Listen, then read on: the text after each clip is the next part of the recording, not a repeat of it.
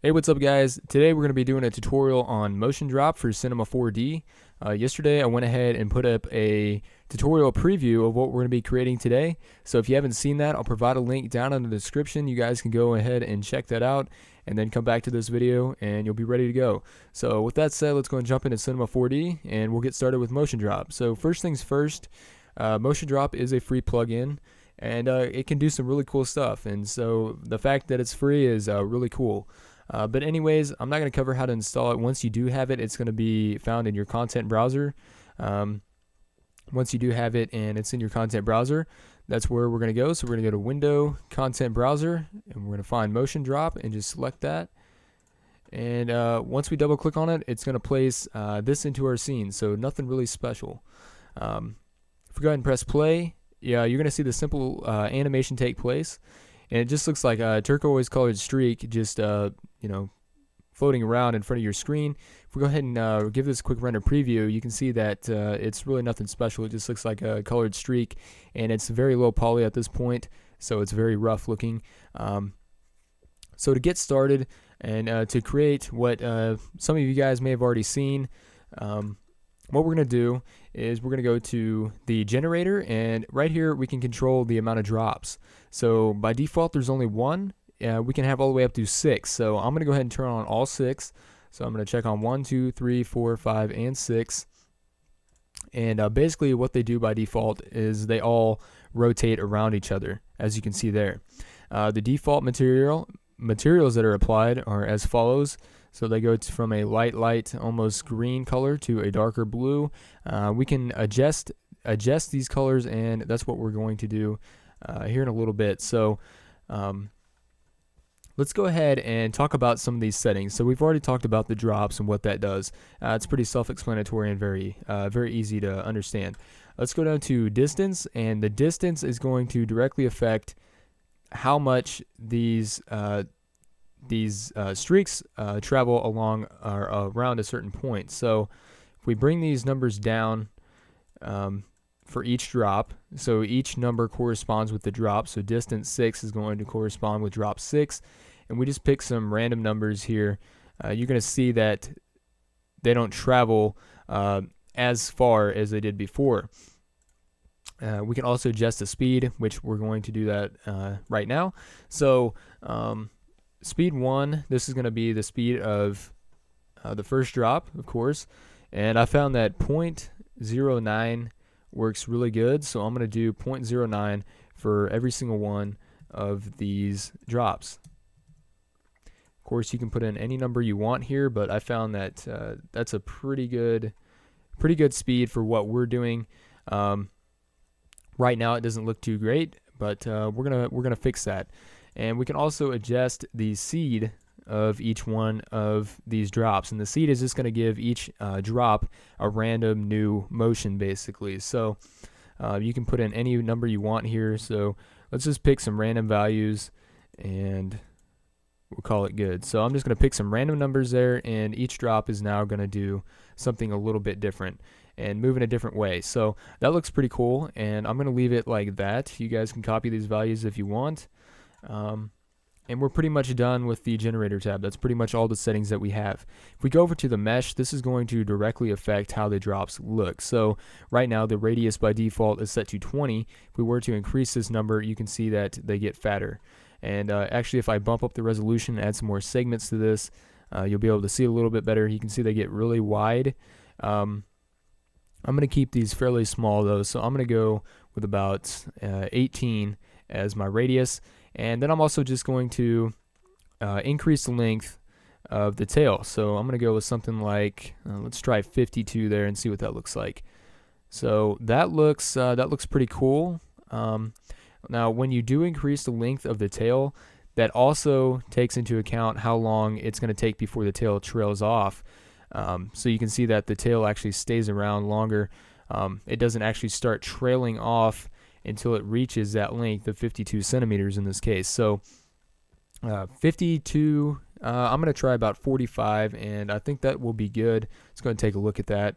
And Yeah, I think that'll work fine for this tutorial. And the next thing we're going to be talking about is the graph here. And the graph is going to directly affect the actual shape of these motion drops. So by default, you have this, basic line curvature. If we want to, we can click on this first dot and we can pull that down, and you can immediately see how it affects the motion drop. So I'm going to pull that back up, and I'm actually just going to leave this as by default as what it is here by default.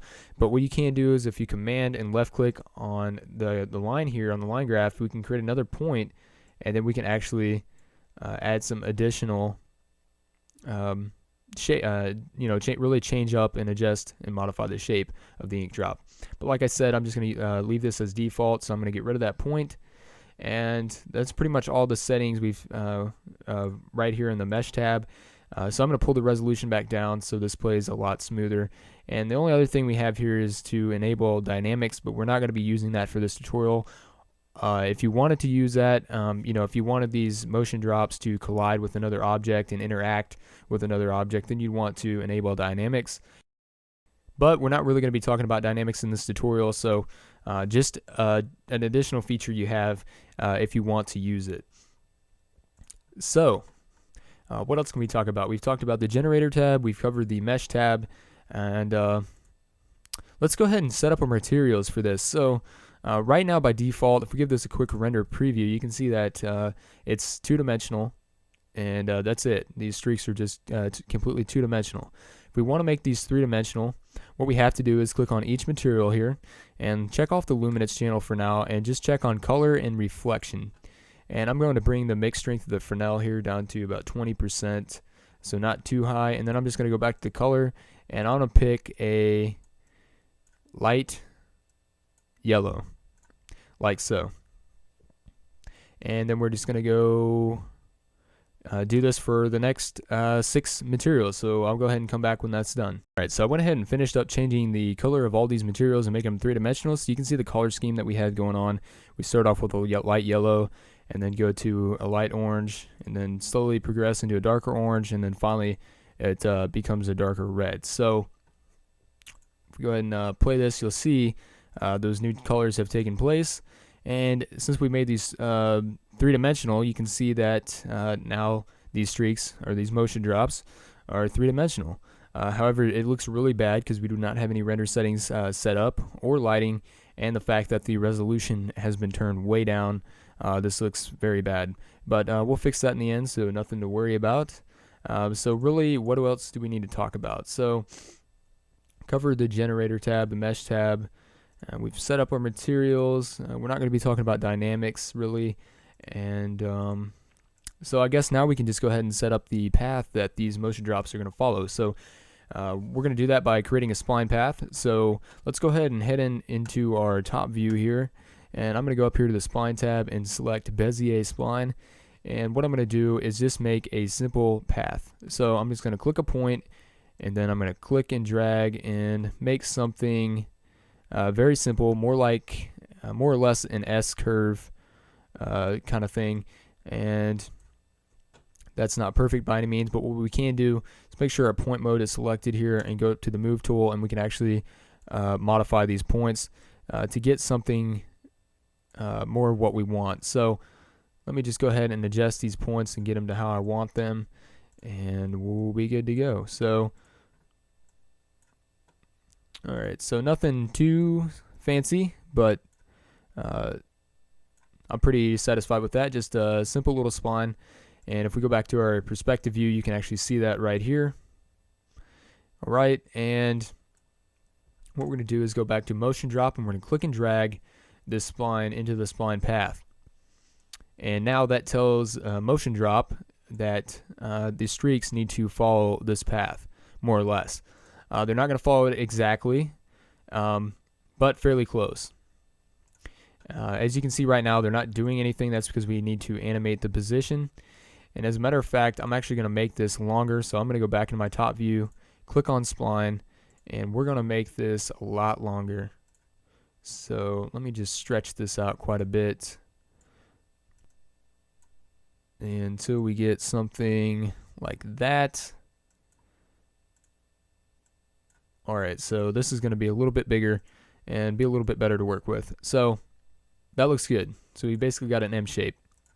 So let's go ahead and animate the position of this. We need to tell it to get from point A to point B. So let's go ahead and give ourselves some more frames to work with. So I'll say 400. And on this first frame, on frame 0, we're going to go ahead and Command or Control and left click to create a keyframe at 0%. And I'm going to go to about frame 300. And I'm going to go ahead and change this from 0 to 100%. Press enter, and you're going to see that that changes from red to yellow to indicate a change has been made.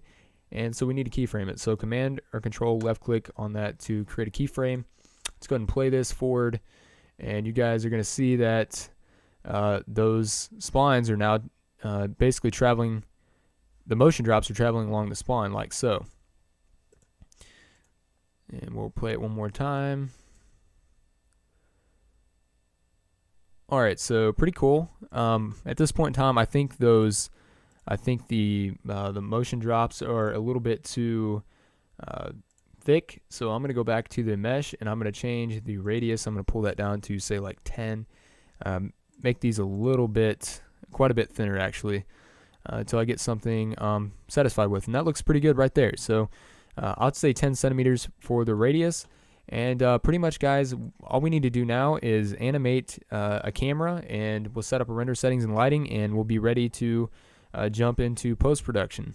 Go ahead and drop in a camera by going up here to camera and then go into camera. Make sure we check this on so that we are looking through the lens of the camera.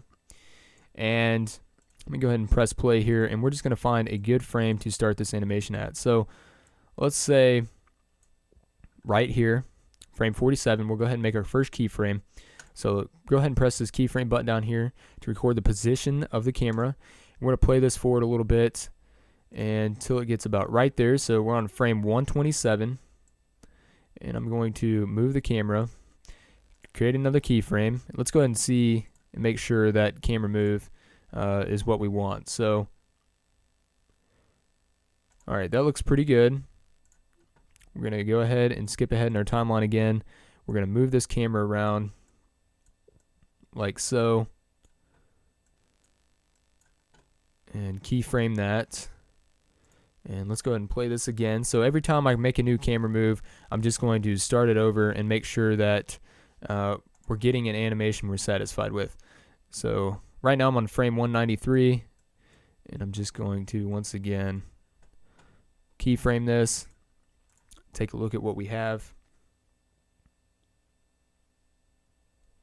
So far so good. I'm pretty satisfied with that. And we'll go ahead a few more frames, frame 220. We'll turn this camera around like so. And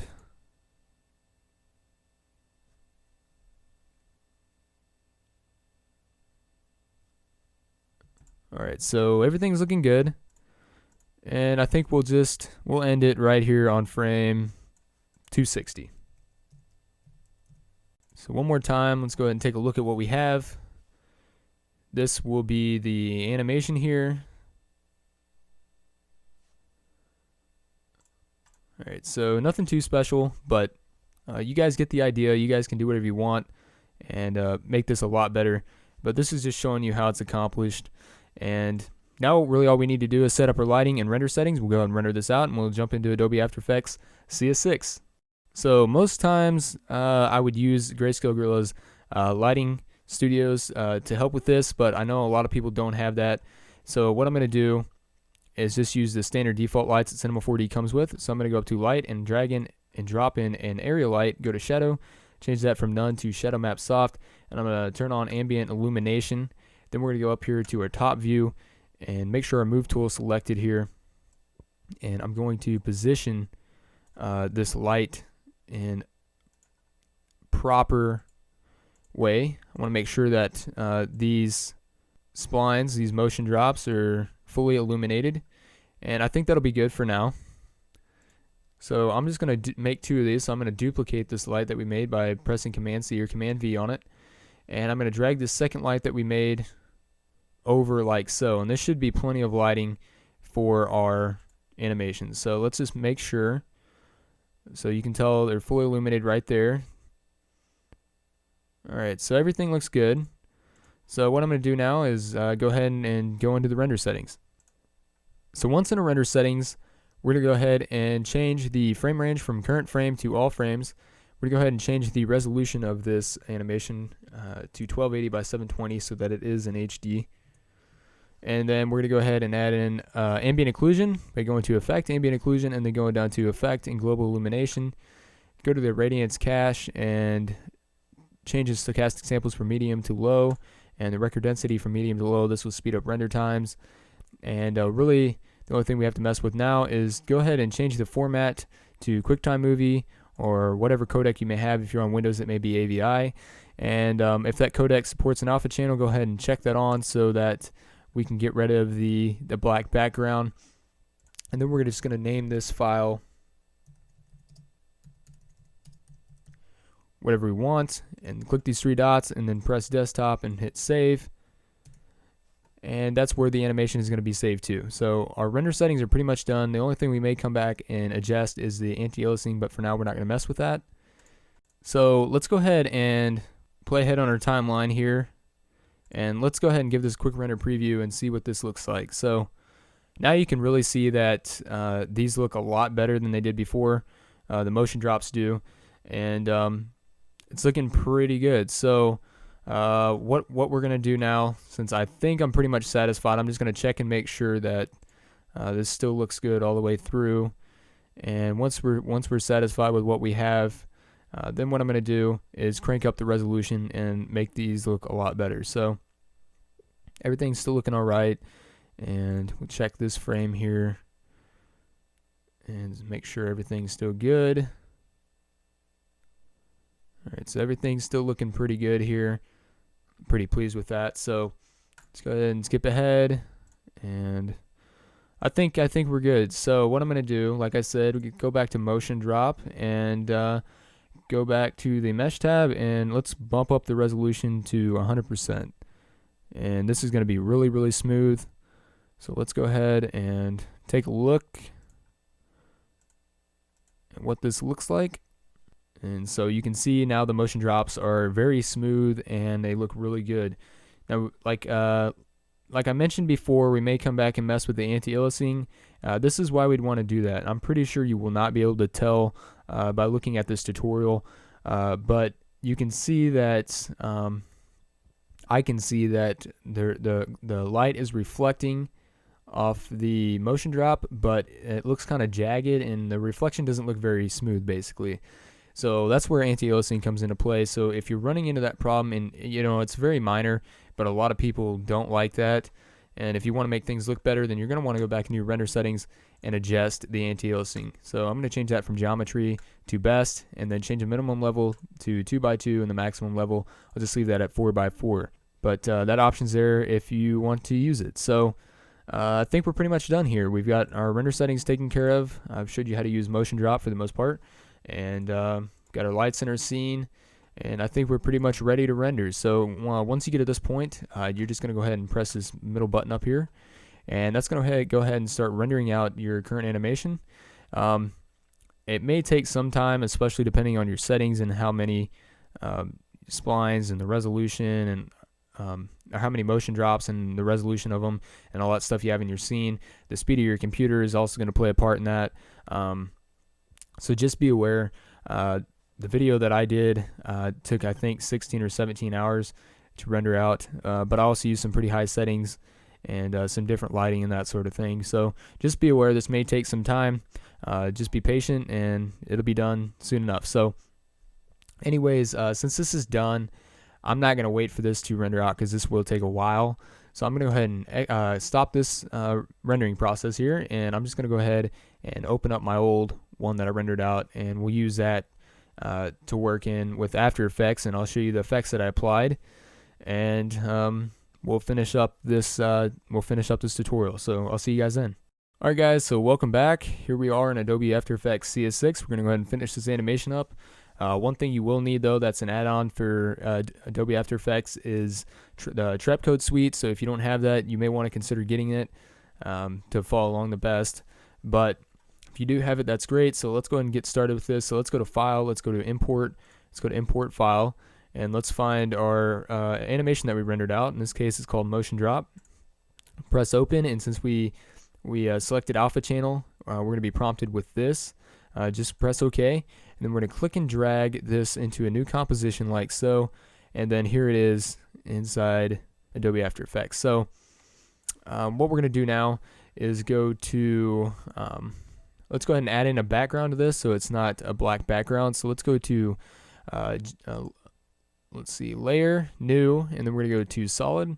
We're just going to leave this a black solid right now. We're going to place this down below our actual animation, and then we're going to go to effect, generate, and then we're going to go to ramp.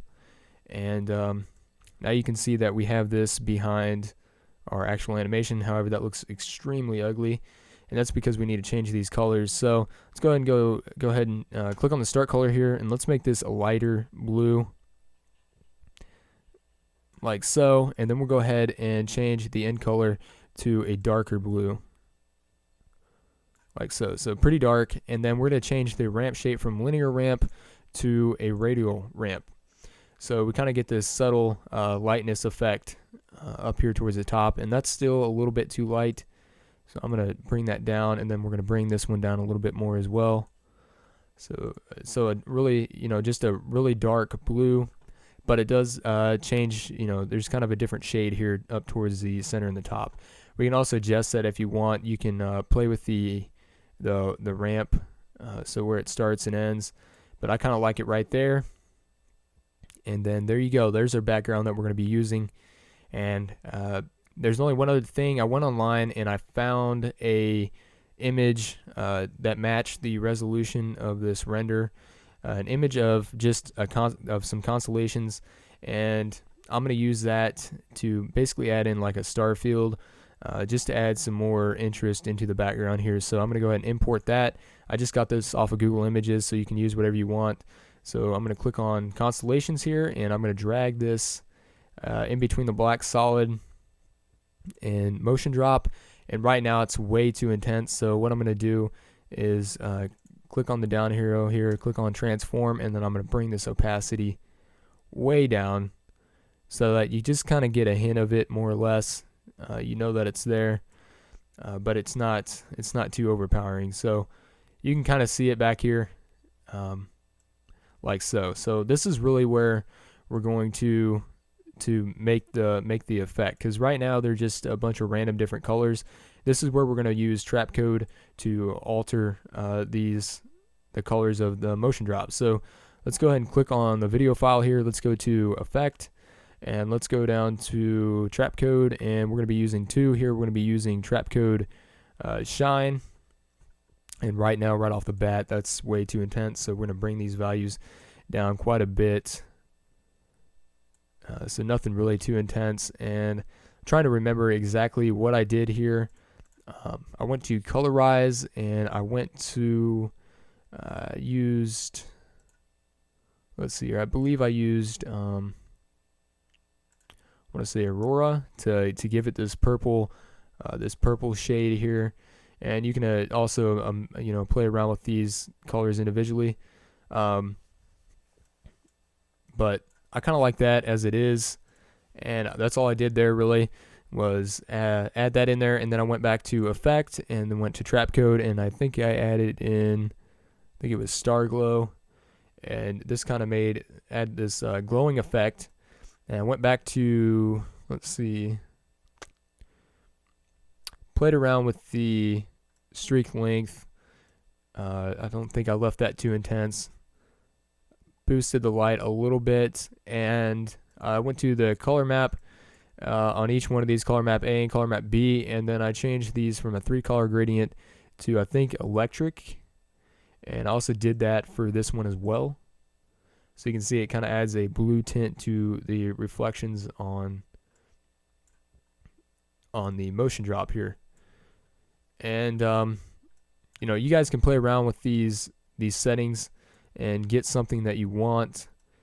You can play around with the transfer mode here, so if you adjust this, you're going to get different effects. So I'm just going to leave that at screen because I think that looks the best. And really the only other thing that I added into this was Real Smart Motion Blur, which is another plugin It's completely optional, so you guys don't have to have that, but it's basically a plugin by Revision plugins, and you just basically add that in there, and we'll go ahead and change the motion blur amount to 1 point. Let's say we'll just do 1. That should be enough, and we'll go ahead and RAM preview this and see what we got. Alright, so we'll go ahead and take a look at this with the motion blur, and you can see it's pretty subtle, but it is still noticeable. You can kind of pick up on it a little bit, and it just adds a nice little touch to the animation here. And really the only other thing that I did with this was to create the illusion that this background was actually interacting with the position of the camera. Like I said, it's just an illusion. All I did was to start here from frame 1 and make sure that the image of the stars that we used was selected, and I went down here and just created a keyframe on the scale. So go ahead and keyframe this as it is on frame 1, and then I went to the end here and just clicked on this corner and then held down shift and dragged this up like so, and then just like that it kind of creates the illusion that this background is actually alive, I guess, or whatever you want to call it. And that was the animation, guys. So it does look a little bit different than what you guys may have seen in the tutorial preview. That's because I didn't spend as much time adjusting and modifying the values within the trap code settings, but you guys get the idea, and you can really create some really neat stuff. So that's pretty much that. And once you're satisfied, you're just going to go up to File, and you're going to go to Export, Add to Render Queue, and you're going to change the output module from lossless to QuickTime or whatever codec you have once again, and we'll change the video codec from animation to H.264, and we'll just bring down the video setting quality just a little bit and speed this up. And you want to make sure if there's any audio in the background here that you select audio output, because when you render this out, if this is not checked on, you will not have your audio that you added in. So that's important. And then I'd go into format options and change the audio codec from uncompressed to AAC. It won't really affect the quality of the audio, but it'll actually keep down the file size of this, which is good, especially for uploading to YouTube. And then we're just going to press OK, and then you're going to press output to. We'll go to our desktop, and we'll name this whatever. We'll press save, and then we'll just go ahead and press the render button here, and it'll go ahead and start rendering this out for us.